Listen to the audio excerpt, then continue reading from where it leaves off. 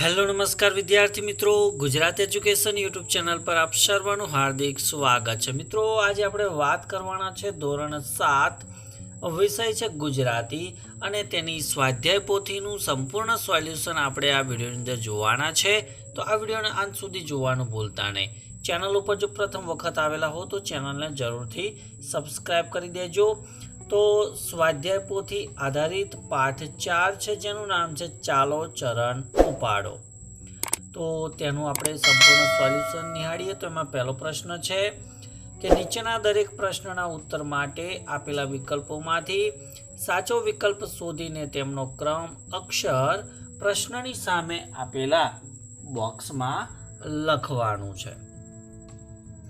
તો એની અંદર પહેલો પ્રશ્ન છે કે આપને શું ભૂલી જઈને એક થઈને ચાલવું જોઈએ? તો ઓપ્શન બી છે ભેદ। બીજું છે કે કવિએ કોના જેવી અવિચલ ટેક લઈને ચાલવાનું કહ્યું છે? તો એમાં જવાબ આવશે ડી હિમાચલના। ત્રીજો પ્રશ્ન છે કે કોઈ પણ રીતે ત્યાં પહોંચવું એ કોનો પોકાર છે? તો ઓપ્શન આવશે પડપડનો પોકાર છે। ચોથો પ્રશ્ન છે કે વાઘ સિંહની ત્રાળો કંઠમાં લઈને શું કરવાનું કહ્યું છે? તો એની અંદર જવાબ આવશે સી ઝઝૂમવાનું કહ્યું છે। ત્યારબાદ પ્રશ્ન નંબર 2 છે કે કૌંસમાંથી યોગ્ય શબ્દ પસંદ કરી ખાલી જગ્યા પૂરો। તો કૌંસની અંદર તમે જોઈ શકો છો કે નિર્ધાર, મોત, નેક અને શમના જેવા શબ્દો આપેલા છે। તો પહેલી ખાલી જગ્યા જોઈએ કે ખાલી જગ્યા થઈને ચાલો, વાયુનો વેગ લઈને ચાલો। તો એની અંદર જવાબ આવશે નેક।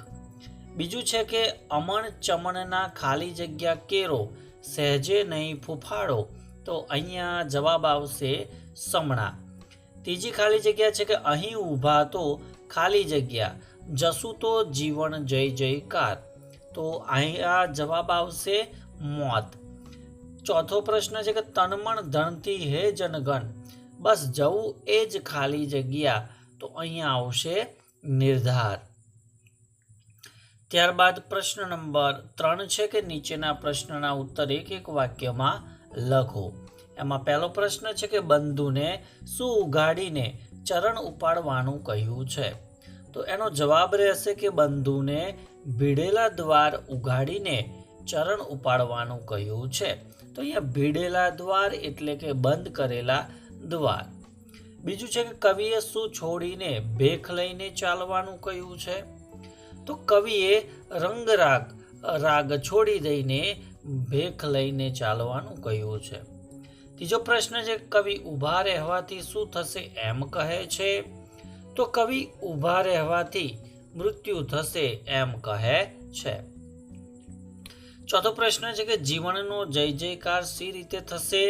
તો જીવનમાં થોભ્યા વિના આગળ વધવાથી જય જયકાર થાય છે।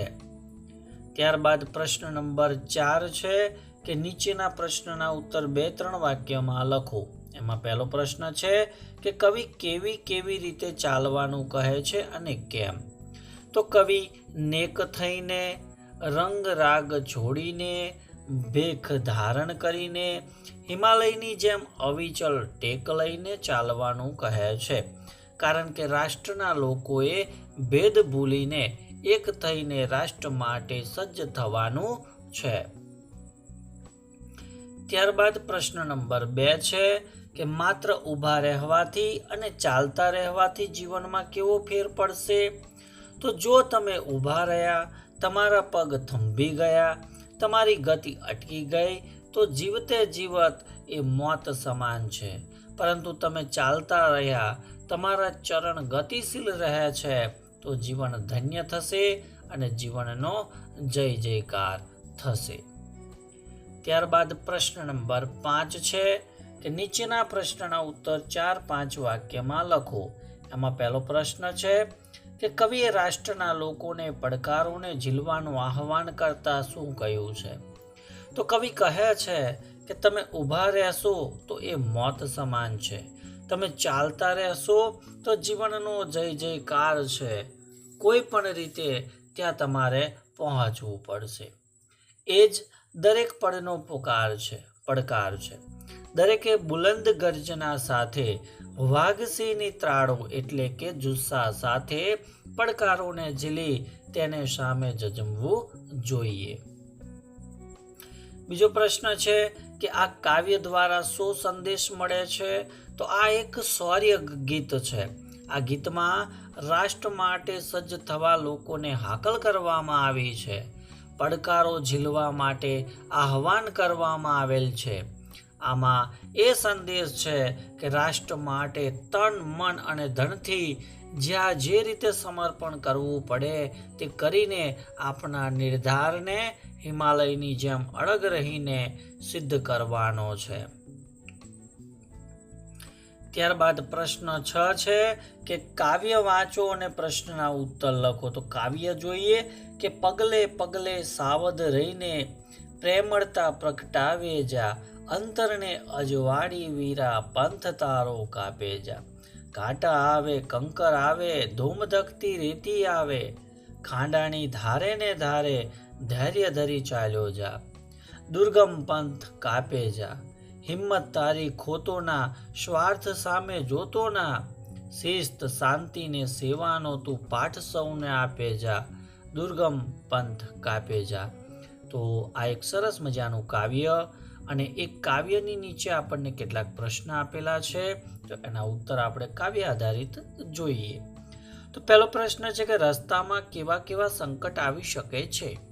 તો રસ્તામાં કાંટા, કાંકરા, ધોમધકતી રેતી જેવા સંકટ આવી શકે છે. બીજો પ્રશ્ન છે કે સંકટની પરિસ્થિતિમાં શું કરવું જોઈએ? તો સંકટની પરિસ્થિતિમાં આપણે હિંમત હારી ન જવી જોઈએ, એટલે કે હિંમત રાખવી જોઈએ અને એ હિંમત સાથે એ પરિસ્થિતિનો આપણે સામનો કરવો જોઈએ. ત્યારબાદ પ્રશ્ન 3 કે મુશ્કેલ માર્ગ કાપનારે શી કાળજી રાખવી જોઈએ? તો મુશ્કેલ માર્ગ કાપનારે સ્વાર્થની ભાવના રાખવી જોઈએ નહીં. તેને શિસ્ત, શાંતિ તેમજ સેવાના માર્ગે ચાલવું જોઈએ. ચોથો પ્રશ્ન છે કે પંથ તારો કાપે જા, આ દ્વારા શું સંદેશો આપવામાં આવેલો છે? તો કવિએ દરેક પગલે સાવધાન રહીને પ્રેમળતા પ્રગટાવવાનો, અંતરને અજવાળવાનો, કાંટા, કાંકરા, ધોમધકતી રેતી અને ખાંડાની ધારે ધૈર્ય ધરીને ચાલવાનો, હિંમત ન હારવાનો, સ્વાર્થ સામે ન જોવાનો, શિસ્ત, શાંતિ અને સેવાનો પાઠ સૌને આપવાનો સંદેશ આપ્યો છે.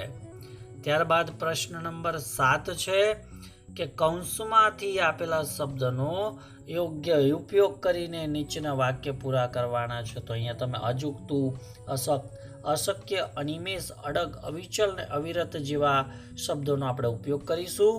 તો પહેલો પ્રશ્ન છે કે સફળતા મેળવવા ખાલી જગ્યા મથવું જોઈએ. તો અહીંયા જવાબ આવશે અવિરત. બીજું, ધ્રુવના તારાનું સ્થાન ખાલી જગ્યા છે. તો અહીંયા જવાબ આવશે અવિચલ છે. ત્રીજું છે કે મજબૂત મનોબળ ધરાવતી વ્યક્તિ માટે કોઈ જ કામ ખાલી જગ્યા નથી. તો અહીંયા જવાબ આવશે અશક્ય. ચોથું છે કે મન ખાલી જગ્યા હોય તો શારીરિક બળ એકલું શું કરે? તો આની અંદર આવશે અશક્ત. પાંચમું છે કે ખાલી જગ્યા મનના માનવીને હિમાલય નડતો નથી. તો અહીંયા આવશે અડગ મનના. ત્યારબાદ પ્રશ્ન 8મો છે કે કૌંસમાં આપેલા શબ્દોમાંથી યોગ્ય શબ્દ પસંદ કરીને પ્રશ્ન વાક્ય બનાવવાનું છે. તો અહીંયા વાક્ય છે કે શાળામાંથી જાન્યુઆરી મહિનામાં પ્રવાસ જઈશું. તો કૌંસની અંદર ક્યારે, કેમ અને કેવા, તો એમાંથી એક શબ્દનો ઉપયોગ આપણે કરીશું, એ છે ક્યારે. કે શાળામાંથી ક્યારે પ્રવાસ જઈશું. બીજું છે કે મમ્મીના જન્મદિવસે દીકરીએ ભેટ આપી. તો અહીંયા પ્રશ્ન બનશે કે મમ્મીના જન્મદિવસે કોને ભેટ આપી? બરાબર, કૌંસમાંથી જ આપણે ઉપયોગ કરવાનો છે. ત્રીજો પ્રશ્ન છે કે અરવલ્લી ગુજરાત રાજ્યનો જિલ્લો છે. તો પ્રશ્ન બનશે કે અરવલ્લી કયા રાજ્યનો જિલ્લો છે? એ જ પ્રમાણે ચોથું છે કે પપ્પા પ્રવાસમાંથી મારા માટે રમકડું લાવ્યા.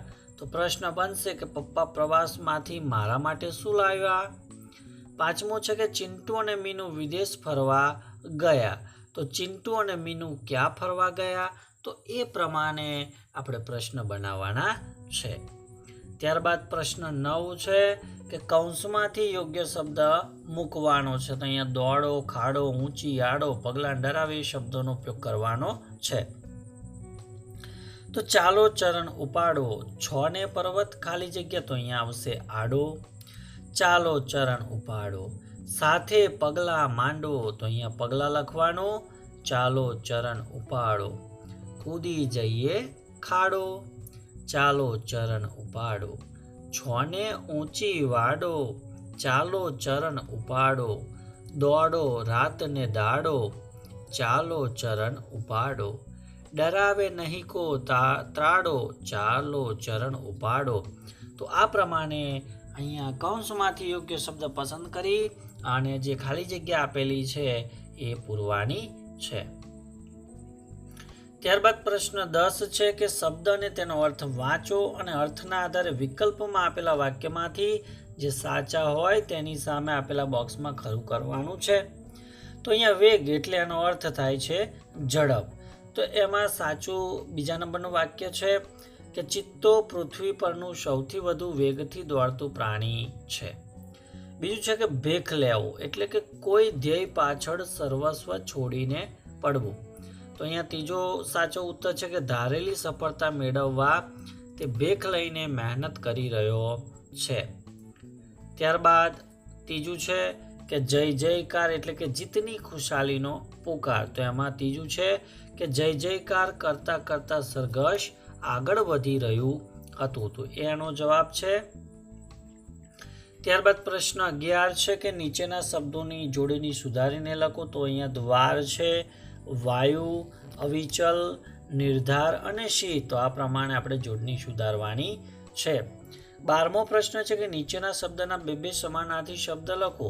તો પોકાર એનો સમાનાર્થી શબ્દ ફરિયાદ અને બૂમ આવશે. ત્રાડ એનો સમાનાર્થી શબ્દ બૂમ અને રાડ આવશે. ભેદનો સમાનાર્થી શબ્દ જુદાપણું અને તફાવત આવશે. વેગનો સમાનાર્થી શબ્દ ઝડપ અને ગતિ થશે. ટેક એનો સમાનાર્થી શબ્દ નિશ્ચય અને પ્રણ થશે. જીવનનો સમાનાર્થી શબ્દ જિંદગી અને આયુષ્ય થશે. 13મો પ્રશ્ન છે કે નીચેના શબ્દના વિરુદ્ધાર્થી શબ્દ લખો. તો ઉઘાડ એનો વિરોધી શબ્દ બંધ, વિચલનું વિરોધી અવિચલ, અહીંનું વિરોધી તહીં થશે. પ્રશ્ન 14મો છે કે નીચેના રૂઢિપ્રયોગના અર્થ આપી વાક્યમાં પ્રયોગ કરો. તો ચરણ ઉપાડવા એટલે એનો અર્થ થાય આરંભ કરવો. વાક્ય છે કે અંબાજી જવા માટે ગ્રામજનોએ ચરણ ઉપાડ્યા. ત્યારબાદ આગળનું બીજું છે કે એક થવું એટલે કે એકતા કે સંપથી ભેગા થવું. વાક્ય છે કે ગામના વિકાસના કાર્યોમાં ગામ લોકો એક થાય છે. ત્રીજું છે કે ભેખ લેવું એટલે કે કોઈ લક્ષ્યને પામવા સર્વસ્વ છોડવું. વાક્ય છે કે મહાત્માએ જગતને સુધારવા માટે જ ભેખ લે છે. એટલે કે મહાત્મા જગતને સુધારવા માટે જ ભેખ લે છે. પ્રવૃત્તિ છે કે ઉદાહરણ મુજબના વાક્ય બનાવીને લખો. જેમ કે ચાલો જમી લઈએ, ચાલો કસરત કરીએ. તો અહીંયા છે કે ભાઈ ચાલો ફરવા જઈએ, ચાલો રમવા જઈએ, ચાલો નાહી લઈએ, ચાલો મોજ કરીએ. બરાબર, એ પ્રમાણે લખવાનું. બીજું છે કે ઉદાહરણ મુજબના શબ્દોનો આપણે વાક્ય પ્રયોગ કરવાનો છે. જેમ કે પડપડ, તો પડપડનો યોગ્ય ઉપયોગ કરે એ જ સમજદાર. તો અહીંયા ટકટક છે તો ઘડિયાળ ટકટક કરીને સમય જણાવી રહી હતી. બીજું છે કે ટપ ટપ, તો વરસાદના ટીપા ટપ ટપ છત્રી પર પડી રહ્યા હતા. ત્રીજું છે કે ધગધગ, તો દોડ્યા પછી હૃદય ધગધગ કરે છે. ચોથું છે ચટચટ, તો બાળક ચટચટ તાળીઓ પાડી રહ્યું હતું. અને ગટગટ, તો બાળક ગટગટ કરતું પાણી પીતું હતું. તો આ પ્રમાણે આપણે વાક્ય બનાવીને લખવાના છે. ત્રીજો પ્રશ્ન છે કે ભાઈ જોડાક્ષર ધરાવતા શબ્દોની યાદી કરવાની છે. તો અહીંયા તમે જોઈ શકો છો આયુષ્ય, ઉત્સાહ, ઐશ્વર્ય, કૌશલ્ય, આરોગ્ય, ઈશ્વર, ઉપાધ્યાય, આંદ્રિય, લાવણ્ય અને પર્જન્ય. તો આ વાક્યનો આપણે ઉપયોગ કરી વાક્ય પણ બનાવી દઈએ કે ભાઈ પૌષ્ટિક આહાર અને નિયમિત કસરત આપના આયુષ્યને વધારે છે. બીજું વાક્ય છે કે બાળકો રમતગમત રમતી વખતે ખૂબ ઉત્સાહમાં હતા. લોકો મંદિરોમાં ઈશ્વરની પૂજા કરે છે. ચોથું વાક્ય છે કે પર્જન્યના દેવતા ઇન્દ્રની પૂજા કરવામાં આવે છે. અને પાંચમું કે તેમણે ઇતિહાસના ઉપાધ્યાય તરીકે ઘણા વર્ષો સુધી કામ કર્યું. તો વિદ્યાર્થી મિત્રો, આ હતું ધોરણ 7 અને ગુજરાતી વિષયની અંદર પાઠ 4 ચાલો ચરણ ઉપાડો એ સ્વાધ્યાય પોથીનું સંપૂર્ણ સોલ્યુશન. તો વિડીયો ચોક્કસથી તમને ગમ્યો જ હશે તો વિડીયોને લાઇક કરી દેજો, શેર કરી દેજો અને ચેનલને સબસ્ક્રાઈબ કરી દેજો. Thank you. આભાર.